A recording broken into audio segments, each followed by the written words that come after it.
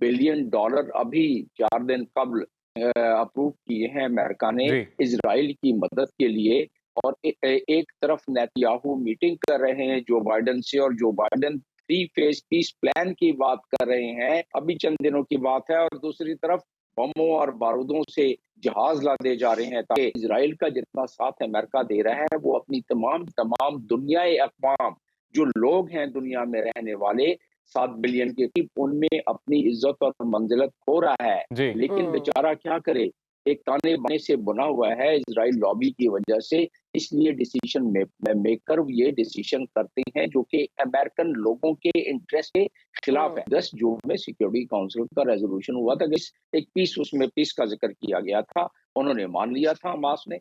अच्छा, कहते हैं वो कर लें। और जो peace plan Joe Biden 3 phase का दिया है, कहते हैं कि उसमें तब्दीली न करें, उसको कर लें, यानी परमानेंट सीज फायर कर लें। सर, हम देख रहे हैं कि गजा में इसराइली दहशतगर्दी 300 दिन से जारी है। इसराइल की जानिब से जुल्म की इंतहा कर दी गई है। 40,000 से ज़्यादा फ़लस्तीनियों को शहीद किया जा चुका है। अब तक मासूम फ़लस्तीनियों का कत्ले आम हो रहा है। कब तक हम आलमी बिरादरी को बेहिसी की सूरत के तौर पर देखते रहेंगे और इसी तरह समझते रहेंगे?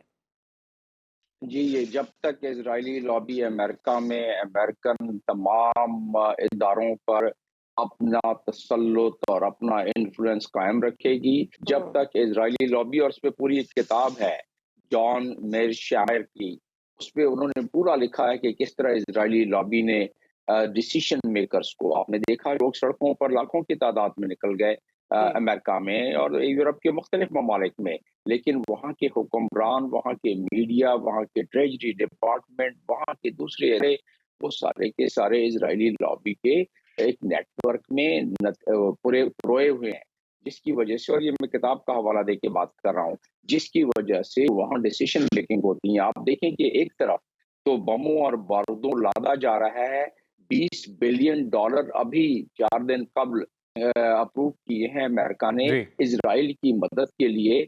और एक तरफ नेतन्याहू मीटिंग कर रहे हैं जो बाइडेन से, और जो बाइडेन 3 फेज पीस प्लान की बात कर रहे हैं, अभी चंद दिनों की बात है। और दूसरी तरफ बमों और बारूदों से जहाज लादे जा रहे हैं, ताकि इजराइल पहुंचे और फलस्तीनियों पर उसकी बरसात की जाए।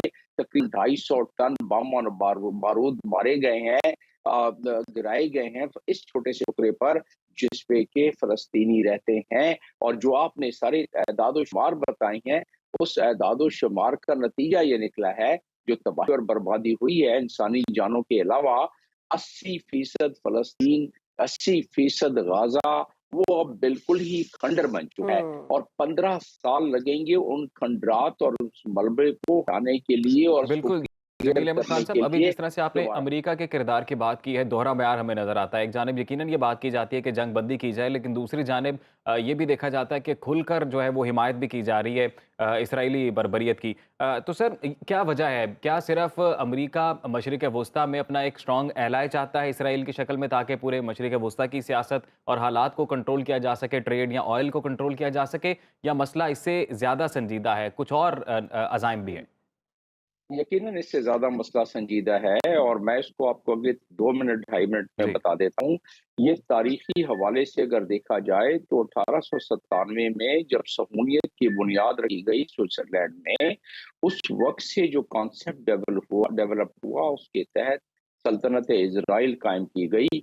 और उसके बाद जो नेटवर्क बिछाया गया, जिसका कि मैं अभी ज़िक्र कर रहा था और किताब का भी मैंने ज़िक्र किया जी। है, जी। इज़राइली लॉबी का, उस उसके मुताबिक जो इन्फ्लुएंस कायम हुआ है मुख्तलिफ बड़े-बड़े ममालिक में, जो खास तौर पे वो परमानेंट मेंबर हैं सिक्योरिटी काउंसिल के, और मैं आता हूँ कि काउंसिल का क्या किरदार है। हुँ। उसकी वजह से डिसीजन मेकर्स वो एक ताने-बाने से बुने हुए हैं। और वो कांग्रेस में आपने देखा कि कांग्रेस में जब एड्रेस किया एक वार क्राइम के जिसके वारंट इशू हो चुके हैं, यानी वारंट अप्लाई हो चुके हैं, उसको 52 दफ़ा खड़े होके दादो-तहरीन की गई नेतन्याहू की, जब वो एड्रेस कर रहे थे। तो उसकी वजह ये है कि कांग्रेसमैन जब इलेक्शन लड़ता है उस वक्त से उसको काबू कर लिया जाता है। इसकी बहुत तफसील है, अगर टाइम होगा जब कभी तो आप पूछ लेना मुझसे। तो ठीक है। उसके अलावा अभी आप पूछ रहे हैं फिर कैसे अमेरिका तसल्लुत चाहता है, लेकिन क्या ये अमेरिकन कॉमन आदमी लोगों के इंटरेस्ट में है? नहीं। اس لیے کہ اسرائیل کا جتنا ساتھ امریکہ دے رہا ہے وہ اپنی تمام دنیا اقوام جو لوگ ہیں دنیا میں رہنے والے 7 بلین کے قریب ان میں اپنی عزت اور منزلت کھو رہا ہے، جی لیکن بیچارہ کیا کرے، ایک تانے بانے سے بنا ہوا ہے اسرائیل لابی کی وجہ سے، اس لیے ڈیسیشن میکر یہ ڈیسیشن کرتے ہیں جو کہ امریکن لوگوں کے انٹرسٹ کے خلاف ہے۔ چلیں اب آ جاتی ہے بات، کیونکہ یہ حماس اس دوحہ کی جو کل شروع ہوئی اور آج اس کو ایکسٹینڈ کیا گیا، جس میں اسرائیل کا انٹیلیجنس کا سربراہ، جس میں اسرائیل کا جو ہاسٹیج کو چھڑوانے والا سربراہ، جس میں اسرائیل کے ڈیفنس کا سربراہ، یہ سارے یہاں دوحہ میں موجود ہیں، ایجپٹ ہے، قطر ہے، لیکن حماس نہیں ہے۔ اور جی جی حماس کی کتنی معصوم سی اور کتنی ایک منطقی اور جائز بات ہے، وہ کہتا ہے کہ جی پہلے 10 جون کو سیکیورٹی کونسل کا ریزولوشن پیس کے حوالے سے ہے، اس کو آپ دیکھ لیں، اور جو بائیڈن نے اوریجنل آپ کو 3 فیز دیا ہے اس میں آپ اس کو امپلیمنٹ کر دیں، ہم مانتے ہیں اس کو، لیکن اسرائیل کہتا ہے نہیں، ہم اپنے فوجیں ادھر برقرار رکھیں گے، ہم نہیں مانتے کہ مکمل سیز فائر ہوگا، جمیل ہم صاحب، سیز فائر کرتے ہیں۔ ابھی جو نیا مذاکرات کا دور شروع ہوا ہے، ہاں حماس نے اس کا بائیکاٹ کیا ہے، اب آپ کو کیا لگتا ہے کہ حماس میں بھی چینج آف کمانڈ ہے، اسماعیل ہنیہ کے بعد ان کے نئے سربراہ آئے ہیں، تو اب صورتحال کہاں جاتی ہوئی نظر آتی ہے؟ اب پالیسی میں ایک تبدیلی آئے گی؟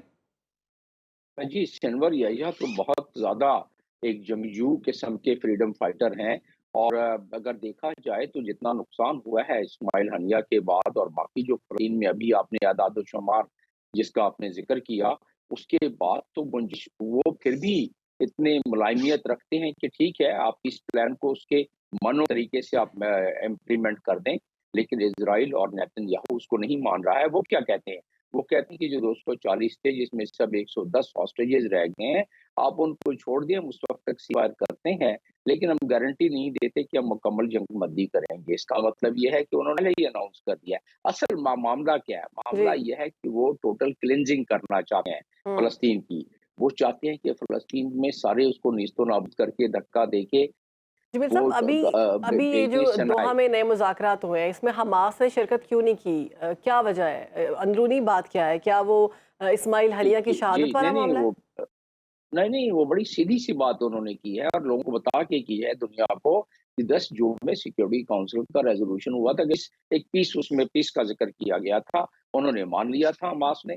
اچھا ہوں کہتے ہیں وہ کر لیں، اور جو پیس پلان جو بائیڈن 3 فیز کا دیا ہے، کہتے ہیں کہ اس میں تبدیلی نہ کریں، اس کو کر لیں، یعنی پرماننٹ سیز فائر کر لیں، اور پہلے فیز میں کہا ہے کہ ہم پرماننٹ سیز فائر کرتے ہیں صحیح۔ اور کچھ ہم ہاسٹیجز ایکسچینج کرتے ہیں دوسرے فیز میں باقی، اور تیسرے فیز میں کنکشن فیز کا جمیل صاحب، اور وقت کی قلت ہے، ریہیبلیٹیشن کا معذرت کے فیز ساتھ کا۔ جاتے جاتے اگر آپ کنکلوڈ کر سکیں اس ساری بات کو، ایران اب کیا کر سکتا ہے ایران کی جانب سے، کیونکہ خبریں آ رہی ہیں کوئی بڑا رد عمل سامنے آئے گا؟ ہوں دیکھیں ایران نے کنڈیشن رکھ دی ہے، رد عمل تو آنا ہی آنا ہے نا، اس میں کسی کو کوئی شک تو ہونا نہیں چاہیے۔ اسرائیل تیار ہے، امریکہ تیار ہے اس کے لیے، اس کا مطلب یہ ریجن جنگ کی آگ میں جھونکا جا سکتا ہے۔ اسرائیل نے کنڈیشن رکھ دیا ہے کہ جی آپ پیس لے آئیں، میں اس میں پیس ایگریمنٹ کر لیں، غزہ میں اب مزید ظلم و بربریت بند کر دیں، شاید ہم اپنا بدلہ نہ لیں، پھر ہم شاید اپنا بدلہ لیں، ورنہ تو ایران نے اپنا بدلہ لینا جس ہے۔ کو کہتے ہیں صحیح۔